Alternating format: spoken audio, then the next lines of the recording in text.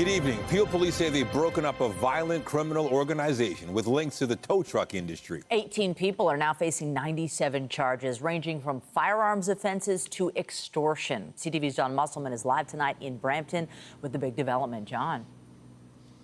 Well, this was an 11-month probe, Michelle, into this violent criminal organization. We did see some of the items that were seized today, but more importantly, police say this does put a major dent in a criminal group that was extorting people in this area.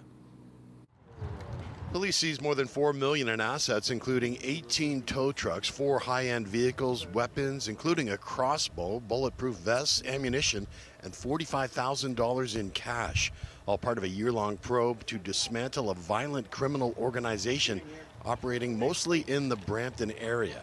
It attempted to extort hundreds of thousands of dollars from members of the community. These threats escalated into a variety of different offenses, including drive-by shootings, arsons, a variety of acts of violence that spread fear and insecurity, not just into our local community, but it gripped international news. 18 people have been arrested, including 17 men and 1 woman. They are facing nearly 100 charges, including extortion and participating in a criminal organization.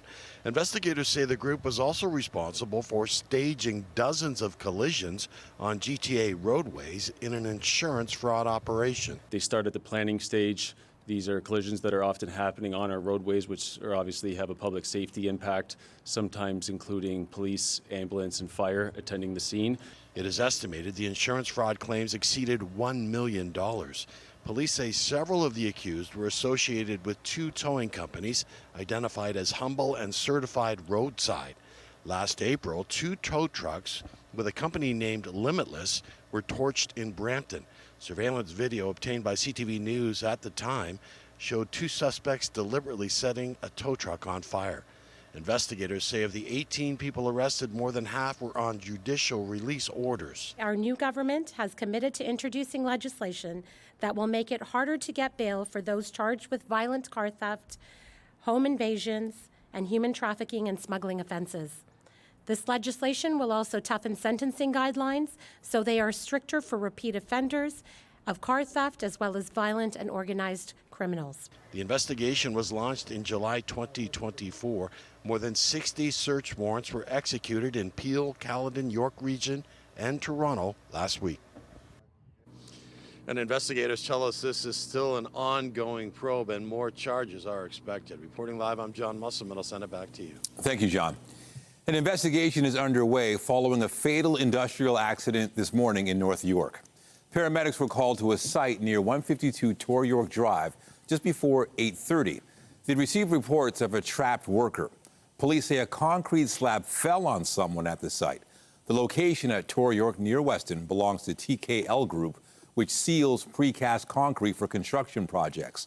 The companies declined to comment, saying they were going to wait for the results of an investigation. Still to come on CTV News, students and parents take to the street to show their support for a school that supports young women with special needs. We'll have that story just ahead.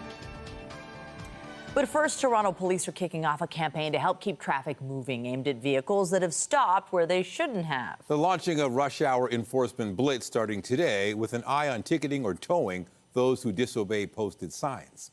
CTV's Mike Walker is live tonight on University Avenue with the details. Mike. Well, Nathan, Michelle, over the next 2 weeks, additional parking enforcement officers will be deployed to major streets in the downtown, targeting drivers who stop in no stopping zones, and they tell us there will be zero tolerance. In an attempt to get traffic moving during rush hour, parking enforcement officers deployed on major roads in the court. So rush hour, there's zero stopping. Targeting drivers who stop in no stopping zones. If that's going to help relieve some of the congestion by moving things along, then whatever we can do. It's part of a 2-week blitz that will occur on weekday afternoons between 3 and 7 p.m. Officers will also target areas near bus and streetcar stops, as well as crosswalks and fire hydrants. So we have dedicated rush hour teams, but for the next 2 weeks, we've increased the size of those, and they are patrolling the outbound routes from the downtown core. And I think it's important that not only are we ticketing, that we're also towing vehicles.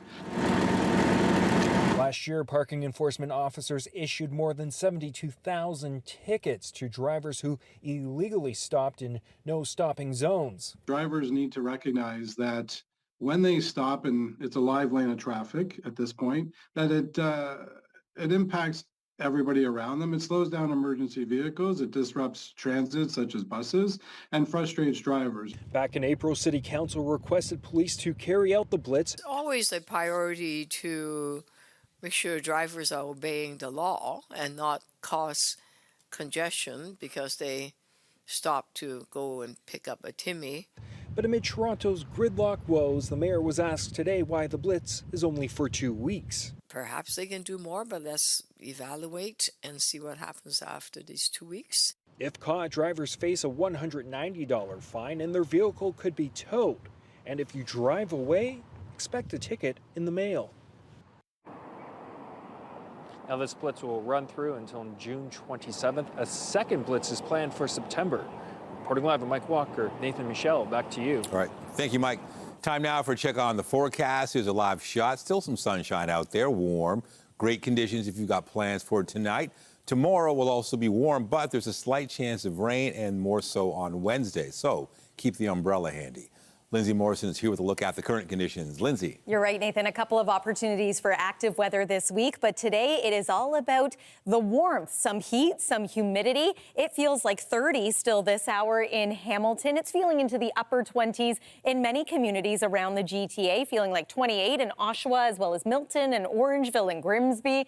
And at the Toronto Islands, it is worth pointing out that we do still have a bit of an east wind today. So some lakeside communities are in fact a little cooler. We've had mainly sunny skies, a little cloud in the mix here and there. Overnight tonight, temperature dropping to about 16. A little bit of fog is expected to develop. And then, yes, over the next couple of days, we're going to monitor for potential pop-up showers, but also maybe some severe storms. We'll take you through the forecast coming up. But for now, Nathan, I'll send it back to you.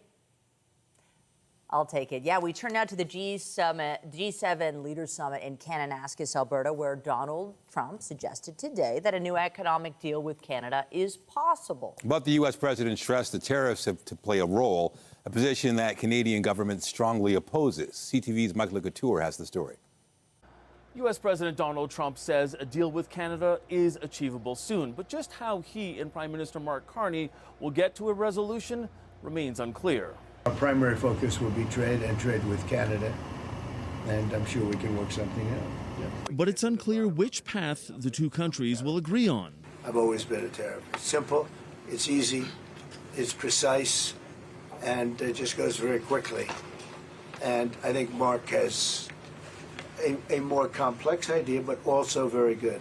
The meeting lasted for more than an hour and focused on trade negotiations and advancing the security relationship between the two countries. The important thing is that we collectively think we're making progress and coming to a deal that would be in the economic interest of both countries, but we're not there yet, and that's why we reconvened after the meeting with the President and the Prime Minister, and we agreed to reconvene before the end of this week again.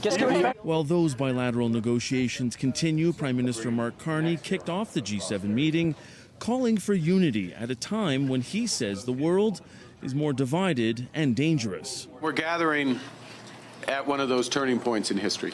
I think we all recognize that turning point where the world looks to this table for leadership. But it's already proving difficult, with Trump again suggesting Russia be included around this table. And he falsely claimed Justin Trudeau was prime minister in 2014 when Russia was booted from the G8, when in fact it was Stephen Harper. The G7 used to be the G8. Barack Obama and a person named Trudeau didn't want to have Russia in. And I would say that was a mistake, because I think you wouldn't have a war right now if you had Russia in. The war in Ukraine will be part of the discussion on global peace and security, which is scheduled for this evening, as will the talks around the escalating violence in the Middle East. Mike Couture, CTV News, Kananaskis, Alberta. And for more on the gathering of world leaders, we're joined live from Alberta by CTV's chief political correspondent, Vashi Capellos. Vashi, a lot at stake. What was the biggest takeaway from today's meetings? Well, the takeaway, Nathan, arrived in our inbox just moments ago, a readout from the Prime Minister's office of that meeting that took place that Mike was referencing between Prime Minister Carney and President Trump. A couple of paragraphs in, something that we didn't know before the email landed, which is that the president and the prime minister now say that they are working to secure a deal between our two countries in the next 30 days. So that is the first time that we've ever had anyone from either side put any kind of time frame or parameter around when a deal could be achieved. We heard today that it was achievable from President Trump, certainly more than we've ever heard any of the leaders go on the record with. But now we actually have a time frame. 30 days from now, deal or no deal, that's the time that the parameter, rather, that the Prime Minister's office says the two leaders agreed to put around these negotiations. Yeah, there's certainly reason for optimism now, and it did seem, Vashi, like they were getting along pretty well. Yeah, very much so, Nathan. I think that they are trading on the strength of that relationship, in particular relative to the relationship that President Trump had with former Prime Minister Justin Trudeau. We'll see how far it takes them, though. I think there are a lot of things to keep our eyes on when it comes to the negotiations for this deal and whatever pact they end up arriving at. For example, how many tariffs that are in place right now are actually fully taken away, because they seem to be laying the groundwork for the possibility that not all of them will be removed. Donald Trump himself today calling himself a tariff man, certainly something that he said in different iterations at different times. So I think it will be interesting to see exactly, it sounds cheesy, but the devil will be in the details. What exactly are the terms that we agree to in order to secure more stability in the relationship with the United States? And is that stability with Donald Trump on the other end even possible in the long term? Right, and there's, of course, other major items on the agenda. What can we expect from day 2 of this G7 meeting? So day 2 shifts a little bit away from the Canada-U.S. bilateral relationship and our focus on it and the economy more largely to a security focus. And there are a lot of things going on in the world right now that need the attention of these G7 leaders. So, for example, what's happening between Iran and Israel, Ukraine. President Zelensky will be here to present and to be a part of some of the meetings taking place. The other sort of factor here when it comes to Donald Trump, we're talking about the economy and trade with Canada, but when it comes to those larger international issues, he isn't on the same page as other leaders. So what ultimately does that result in? If you think back to Charlevoix, the last time Donald Trump was around the table in Canada with all these leaders, there was that famous picture, kind of everyone at odds with him.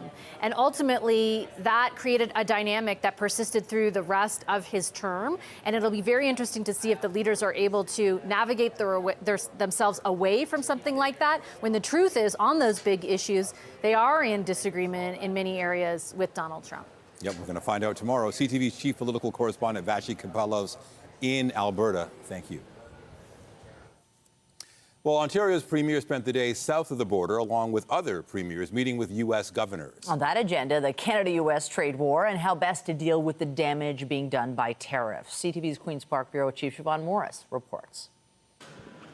It's a meeting between some Eastern Canada premiers and Northeastern U.S. governors that Premier Doug Ford describes as a love fest, agreement at the table. The rhetoric that we've been hearing out of the president is unfortunate. The sit-down focused on how to collaborate to counteract the cross-border damage being done by tariffs. I don't want any more rhetoric, tariffs, or anything that's going to set our relationship further back than it already has been. Now it's time to start healing. Tourism bookings in the Big Apple by Canadians are down 45%.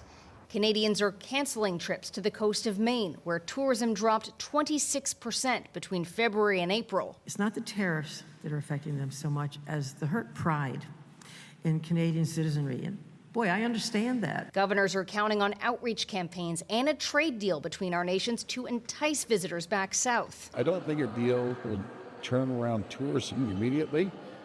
There's no ban, no nothing. This is the Canadian people speaking out loud. For tourist-dependent businesses that are hurting, laying off staff. You got to make noise. You got to tell your leader that this is hurting the American economy, that this is hurting jobs in the U.S. This get-together served as a reminder that some things are out of the group's hands. We can't control what people tweet in the middle of the night. But there are things that are within our control, and that's where we should work together. On things like research, manufacturing, and energy. A focus for Ford with more data centers needed to support AI technology. They suck more energy than anything on Earth, And where are you going to get your energy? Hopefully from Quebec, from New Brunswick, from Ontario. It's a message the governor of Massachusetts says needs to be amplified by this group to federal leaders. Why wouldn't we be working together to build the strongest force that we can? It'll be great for our economies. We'll all win. There's a lot of hope attached to the G7 meeting in Alberta that some sort of agreement can be reached. Ford doesn't see how it makes sense for Donald Trump to describe himself as a tariff guy in the face of job losses and Ontario looking to reshore some production. At Queen's Park, Siobhan Morris, CTV News. Now to a story we first brought you last week. Concerns about the possible closure of a school for young women with special needs. Today, students and parents protested outside of the school, saying they're still waiting for answers about the future of the facility. CTV's Raheem Ladani has the details. Walking out and speaking up for their education, students of Hayden Park say this is more than just another secondary school. Since I was 7 years old, I've been bullied at every single school I've gone to. Middle school, elementary, pre-K. Since coming to Hayden Park, I felt welcomed and accepted like I've never had before. But that experience for other students could be in jeopardy after the Toronto District School Board canceled the school's fall enrollment for incoming grade 9 students. The board says enrollment has declined over the years since neighboring schools are getting better at supporting a wider range of student needs. It just feels like a slap in the face to them. At my other schools, they didn't really believe in me. But this school, I was not treated differently than other students. Hayden Park started out as a vocational school in 1923. It has since evolved into a secondary school in Safe Haven for female, transgender, non-binary students with special education needs. What they gave her here is par none. There's not another school in the city that offers the full experience. The TDSB says 9 students applied for the grade 9 program in the upcoming school year, and they will be redirected to other schools. Beth Dangerfield's daughter, Abby, is one of them. This is a reflection of the way that kids with disabilities in general are valued. They've sent us to a few programs that are not appropriate for us to look at. They're incredible schools, but they're not appropriate placements for my daughter. The cancellation comes as the TDSB considers making cuts to solve a $58 million budget deficit. At Hayden Park, students are bussed in from across the city at considerable expense. CTV News asked how much money would be saved by stopping enrollment, but the board didn't directly answer, saying no decision has been made at this time about the long-term plan for Hayden Park, adding the Ministry of Education moratorium on school closures continues to be in effect. For me, this is a wake-up call. How do we support this school and get the students in this program that need the program and thrive with this program? School Board trustee Deborah Williams says she has scheduled a meeting for next week with central staff and the planning committee to specifically discuss the future feasibility of Hayden Park. Raheem Ladani, CTV News. And the TDSB budget is top of mind for trustees right now. The board's finance committee is meeting at this hour. Their focus is the deficit the board is facing and how best to deal with it. CTV's Beth McDonnell is live at the TDSB headquarters with the latest. Beth. Yes, Nathan, the Finance Committee is meeting in the building behind me right now, and up for discussion, the $34.4 million deficit the board is facing.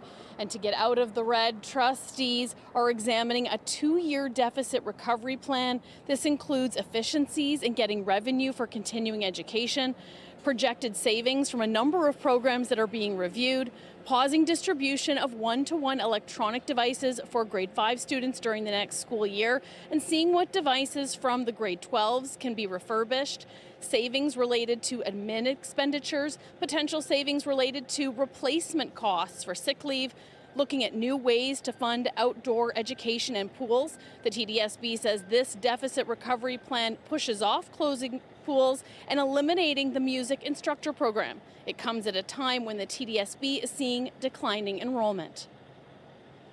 A lot of the funding is tied to per student funding, so when there's more students, there's more funding, and obviously it's more challenging when there's less students in the system. But that's the challenge that you face, and we do it every year, that we're looking under every stone and every rock to try to figure out ways that we can restructure that allows us to deliver what students and families have come to expect from the TDSB. Changes could still be made to the plan tonight. If approved, it will go to the full board on Wednesday evening. Reporting live, I'm Beth McDonnell. Michelle, back to you. Thank you, Beth. Police in Minnesota have made an arrest in the weekend shooting of several state politicians. Just ahead, we'll have more on how the alleged shooter was apprehended, as well as what investigators have discovered. In the Middle East, Israel and Iran exchanged missile attacks for a fourth straight day, with Israel warning the worst is still to come. CTV's Adrian Gobriel reports.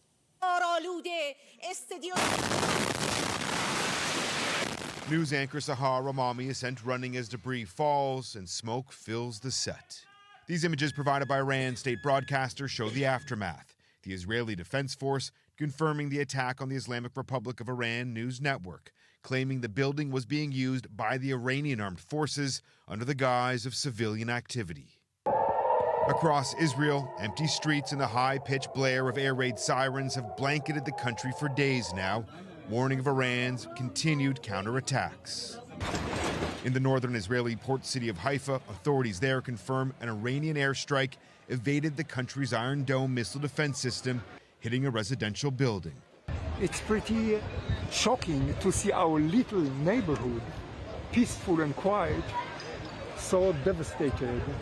This comes as Israeli Prime Minister Benjamin Netanyahu refuses to rule out targeting Iran's supreme leader.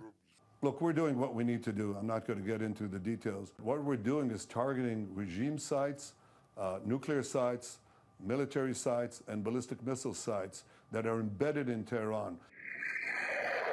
Israel says 24 people have been killed and more than 500 injured by Iran's missiles and drones.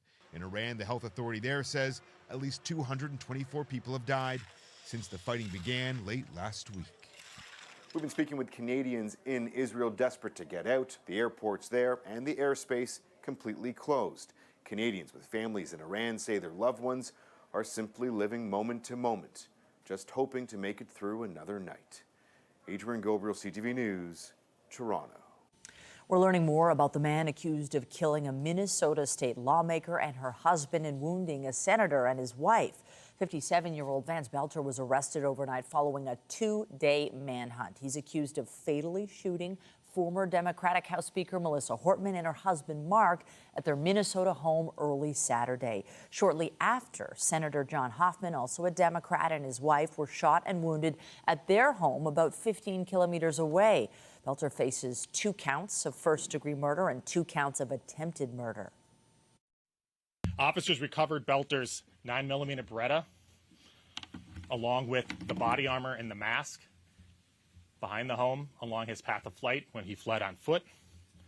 They later searched Belter's car, where they found 5 more firearms, including assault-style rifles and a large quantity of ammunition.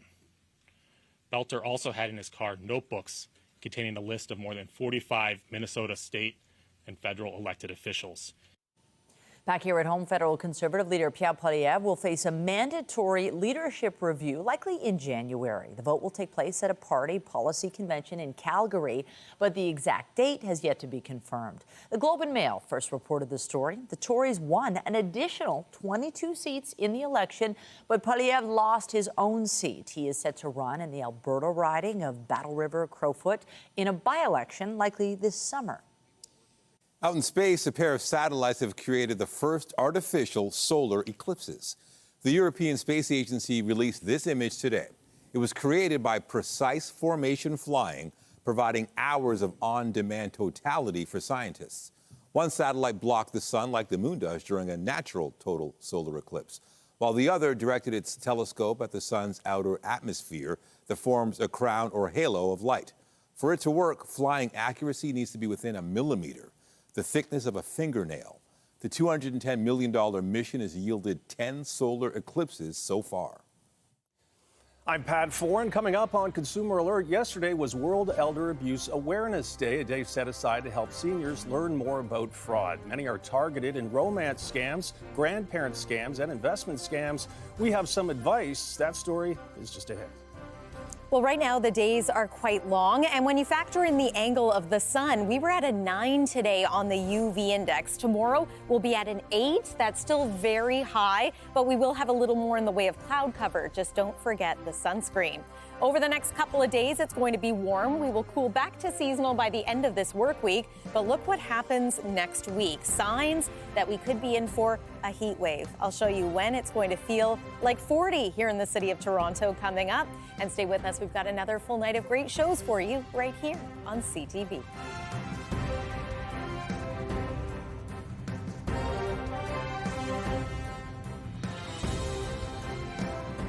When you see it happen, send it to CTV News.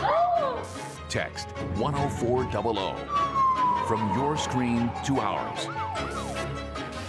Text 10400. Canadians lost $638 million to scams last year, according to the Canadian Anti-Fraud Centre, and many of the victims were seniors. Yesterday was World Elder Abuse Awareness Day, a time to concentrate on helping seniors with many issues, including preventing scams. Here's Pat Foran and Consumer Alert. Pat. Thanks, Nathan and Michelle. Well, many seniors are very trusting, and unfortunately, that means they could be more vulnerable to fraud. Whether it's on the phone, on their computer, or at their door, everyone is advised to do more to help seniors avoid being scammed. A senior trying to invest money in GICs was scammed out of $750,000. I've got zero, nothing. Another senior got caught in a romance scam and handed over $20,000 to criminals. He fell in love with me when he seen my picture. Roofers going door to door scammed this woman out of $80,000. There's way more damage here than we thought.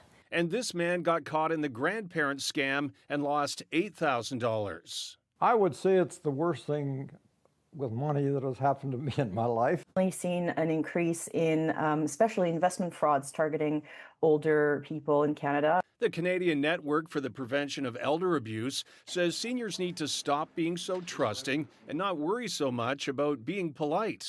It's okay to be rude. No is a full answer. You don't have to justify anything. You will not hurt the feelings of the scammer. It's getting almost impossible for the average person, let alone somebody who's senior, to be able to determine whether these are real. Cybersecurity experts say many seniors overshare their personal information online, which can lead them to being hacked. So if you go into a senior citizen's Facebook account, you'll see pictures of their grandchildren, when their birthdays are, the names of their spouses, where they went for their vacation last year. All this information is a veritable, it's a jackpot for any sort of hacker. Seniors are advised to educate themselves about scams and adopt good online habits like using different passwords and changing them often. Families are also advised to speak to seniors about scams and protecting their identity, and they should speak with a trusted friend or family member if they're concerned something is a scam.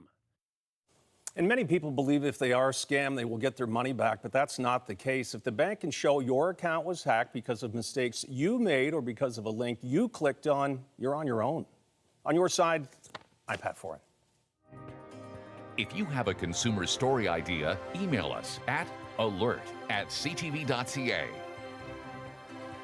Well, coming out of the Father's Day weekend, we're really on a good run of sun, and today we had some extra heat to go along with it. Yeah, also, it feels like summer's already here, although I know it actually officially begins on Friday. Yes. But we're getting close to it. We are. The days are continuing to get longer. And if you think it's warm this week, I just want to, I teased it just before the commercial break. Signs of even more in the way of heat and humidity for next week, perhaps heat wave criteria. And you know how sometimes we say it feels like 40? Feels like it's been a while, but we could be saying that next week too.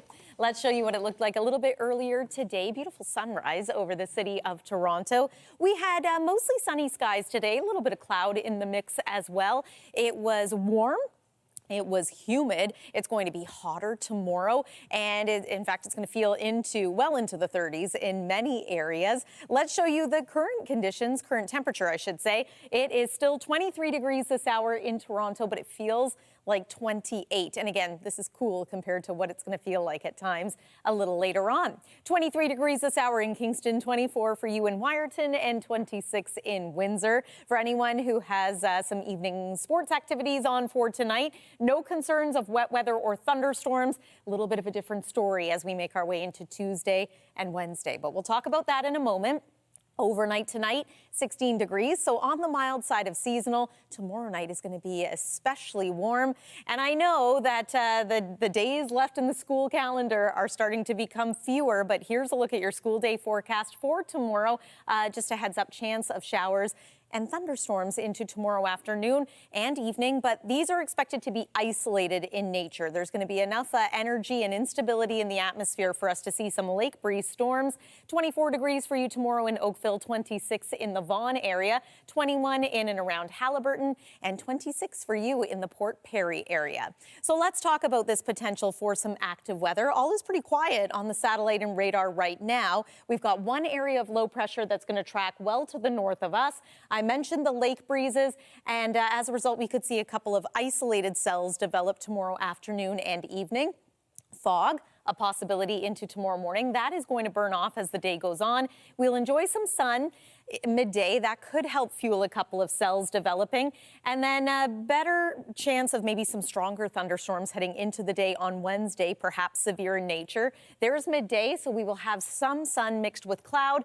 But then by the afternoon, we're expecting some of these storms to rumble through. And it's not just the afternoon, evening and overnight, additional rounds of thunderstorms, or at the very least, active weather could occur into Thursday. Mostly cloudy still, with potential for some wet weather. Again, when we say severe storms, that means heavy rain, intense downpours, strong winds, thunder, lightning, maybe even some hail. Temperature, as mentioned, going to cool to about seasonal for both Thursday and Friday. We're back into some sunshine. Summer officially arrives Friday night. The weekend looks a little cloudy at this point on Saturday, looking hot by Sunday. Temperature up around 31. And then it's as early as Monday that it could be feeling like 40. That's your look at the forecast for now. Stay with us. CTV News. We'll be right back. Tonight on CTV National News, W5 investigates. It's just insane. A Canadian family bought a car from a dealership, and it turned out it had been stolen. Something doesn't add up about the history of this vehicle. How thieves could be selling stolen cars to you. W5 investigates tonight on CTV National News and ctvnews.ca. Ontario's privacy commissioner sided with a student at the University of Waterloo over facial recognition technology being used by a campus vending machine. CTV's Colton Ween spoke with a student who discovered the privacy breach and filed a complaint. It's been the focus of a lengthy investigation since February of last year. Then fourth-year University of Waterloo student River Stanley broke a story in school publication Math News about an error code on this vending machine that was showing a problem with a facial recognition application. And so now that we have this piece of evidence that there was actually a real wrong done. Concerned about what it was recording, students covered the camera holes with whatever they could find. The school removed the machines later that month, and Stanley eventually took the case to the province's privacy commissioner. That's incredible that, our advocacy has actually paid off in this way. Not only were the machines removed, but then also we are certain that there was a wrong done here. And so it should not be repeated in the future. Last week, Ontario's privacy watchdog released its ruling saying the vending machines on campus violated the Freedom of Information and Protection of Privacy Act. The report says when a sale was made, the machine recorded a timestamp, the item purchased, and estimated the buyer's gender and age range, capturing images of photographic quality that were converted into abstract grayscale images after milliseconds. But no personal information beyond the initial temporary facial images was retained by the vendors. It also noted there were several companies tied to the machines, saying the university had an agreement with Adaria Vending Services, which either purchased or leased the machines from candy maker Mars, which in turn contracted a company called Invenda to build and supply the machines. The privacy watchdog made two recommendations, saying the university should review its privacy policies, and ensure it carries out all necessary due diligence to identify, assess, and mitigate any potential risks to personal information.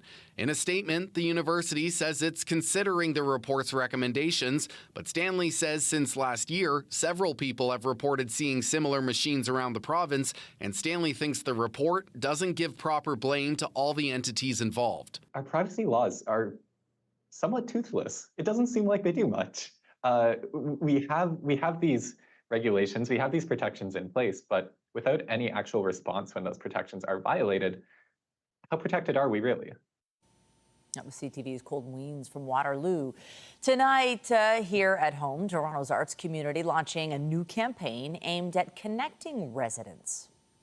This campaign is about building this empathy with people and fight against the rising divisiveness we see in the world.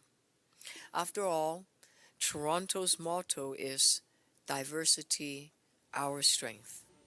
The Together Through Art campaign aims to draw attention to organizations that bring people together, as well as celebrates the city's diverse communities. The campaign will feature an active listing of events and activities happening in the city, with participating organizations able to submit their own events. Dozens of Ontarians were recognized with the province's highest civilian honor today, the Order of Ontario.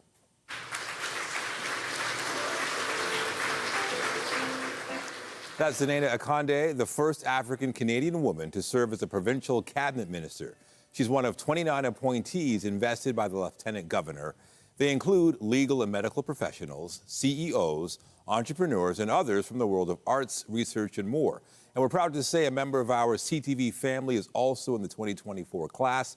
Marilyn Dennis is recognized for her extensive contributions to broadcasting in Canada, along with her community involvement. Congratulations to Marilyn and all the appointees. Well, after the break, they're considered the best of the best. Hockey Canada names the first 6 players to its men's roster that will shoot for gold at the 2026 Winter Olympic Games.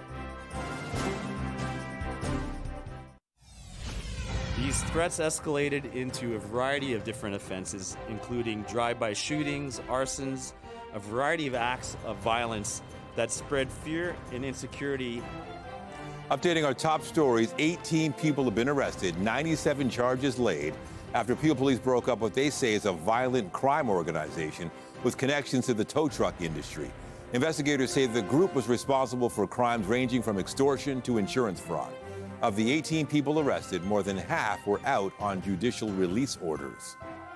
We have dedicated rush hour teams, but for the next 2 weeks, we've increased the size of those, and they are patrolling the outbound routes from the downtown core. And I think it's important that not only are we ticketing, that we're also towing vehicles. Toronto police have launched a rush hour crackdown on drivers who stop where they're not supposed to. Parking enforcement officers are being deployed across the core to target vehicles stopped in no-stopping zones.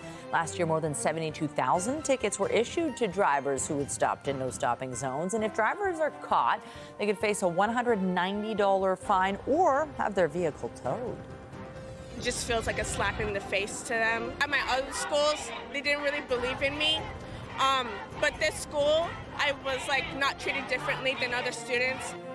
And students and parents at a school for young women, non-binary and transgender students with special needs took to the streets this morning to show their support for the school.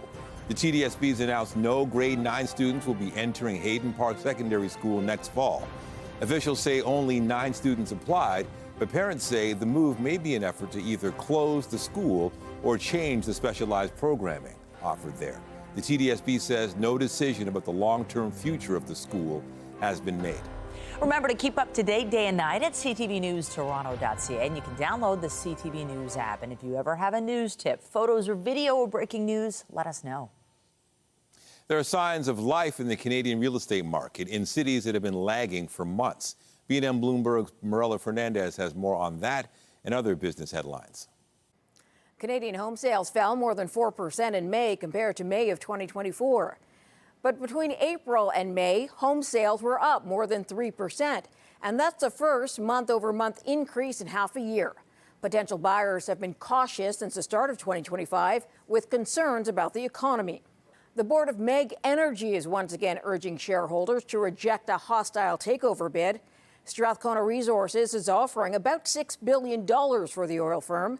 The MEG board says the offer is inadequate. A court in Mali has ordered the state take over a gold mine that is majority owned by Barrick Mining. The Canadian company has been in a dispute with the military government of Mali for more than a year. The country is demanding a bigger stake in the mining operation. Here's how the trading day ended. The Canadian dollar is up again to 73.65. West Texas Intermediate is down to 70.25. Our fix on Western Canadian Select has it up $4.50 to 61.84. And the TSX is up 64 points to 26,568. Those are your business headlines. I'm Marilla Fernandez. The Business Report is brought to you by Canadian Western Bank, the bank built for business. Listen to this. Canadians can visit many of our landmarks, museums, and national parks for free or at a discount this summer. The federal government introduced the new Canada Strong Pass today. From June 20th to September 2nd, the pass will offer expanded access to Canada's nature and culture. This includes free admission for everyone to our beautiful national parks, historic sites, and marine conservation areas administered by Parks Canada, and 25% discount on camping fees. Free trips for children under 17 when accompanied by an adult on Via Rail trains, and 25% discount for young adults between the age of 18 and 24. Free admission in our national, provincial, and territorial museums for children age 17, and under 50% discount for young adults age 18 to 24. Keep in mind, there is no physical Canada Strong Pass or registration required. Visitors can just show up at participating locations.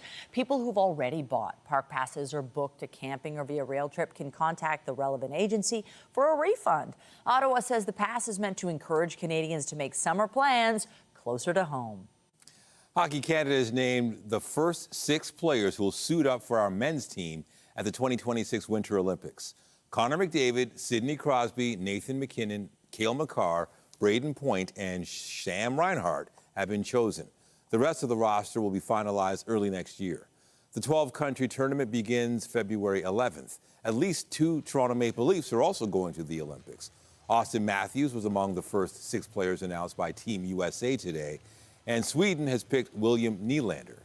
NHL players have not participated in the Olympics since 2014. Well, 8 teams in NHL history have won Game 6 of the Stanley Cup Final to force a 7th game and gone on to win the Cup. The Edmonton Oilers are looking to become the 9th after falling behind 3-2 to the Florida Panthers. For whatever reason, our group doesn't like to make it easy on ourselves and put ourselves in another difficult spot, and it's our job to work our way out of it, and I would expect that tomorrow. Connor McDavid and the Oilers were on the ice this morning prepping for tomorrow's crucial game in Sunrise, Florida. Edmonton is on the brink of elimination, potentially losing out to the Panthers for the 2nd straight year. The Oilers have not announced whether Stuart Skinner or Calvin Pickard will be in the net. Florida is not expected to make any lineup changes. The baseball, Shohei Ohtani makes his long-awaited return to the mound tonight. He'll make an abbreviated start for the Dodgers 21 months after elbow surgery. Ohtani is expected to pitch an inning or 2 against the San Diego Padres in the first game of the series. The right-hander has been throwing simulated games recently in preparation for his return, while still making his presence felt at the plate. The 3-time MVP is batting .290 with 25 home runs, which leads the National League. The doors of the world's most visited museum did not open on time today when workers refused to take their posts. There were long lines of people waiting to get into the Louvre this morning during a protest by employees. It was in response to what the workers called chronic understaffing and unmanageable crowds. They insist the famous art gallery in Paris is crumbling under the weight of mass tourism. The Louvre welcomed 8.7 million visitors last year, more than double what its infrastructure was designed to accommodate. The gallery did open at about 2:30 this afternoon local time following talks between staff and management. Just ahead, a pink diamond with a revolutionary past. A lavish and large ring with ties to the Queen of France herself, Marie Antoinette, is up for auction. The story behind the stone and how much it could fetch after the break. Finally, tonight, if you're looking for something for your special someone, take a look at this auction item. Well, you'll need deep pockets. It's a rare 10-carat pink diamond believed to have once belonged to the Queen of France. This kite-shaped gemstone is set in a ring and believed to date back to the mid-18th century. And it was once owned by the daughter of Marie Antoinette. And according to royal lore, Antoinette passed her jewels to her trusted hairdresser on the eve of her failed escape from Paris with the hopes of one day reclaiming them. That did not happen, but the jewels were passed down to her daughter. And this piece will be at auction tomorrow in New York. It is expected the ring could go for as much as $5 million. Quite a bit. All right. Tonight, how are things looking? Yeah, we've got quite a bit of heat and humidity still this week. Tonight, not looking too bad. Tomorrow morning, I do want to point out that it could be a bit of a foggy start to your day. Might look like cloud cover, but there will be some fog in the mix. There's your wake-up weather. Already quite warm to start off the day. Temperatures in the upper teens before we are even midway through the morning. And then the afternoon. Forecast daytime high about 26 degrees for us here locally, feeling like 32. A reminder that we could see a pop-up shower or thunderstorm in the afternoon. Better chance of experiencing perhaps some severe thunderstorms on Wednesday. Still a little unsettled for your Thursday. Sunshine returns for Friday, and then the weekend heat starts to build again. It's going to be really hot into next week. Michelle and Nathan. Thank you, Lindsay. That's it for us, but be sure to join Omar Sachedina tonight at 11 for CTV National News, followed by Zarata Allman with your next local newscast at 11:30. In the meantime, our coverage continues anytime on CP24 and at ctvnewstoronto.ca. For Lindsay Morrison and the whole team here at CTV News, thanks for watching and have a great night.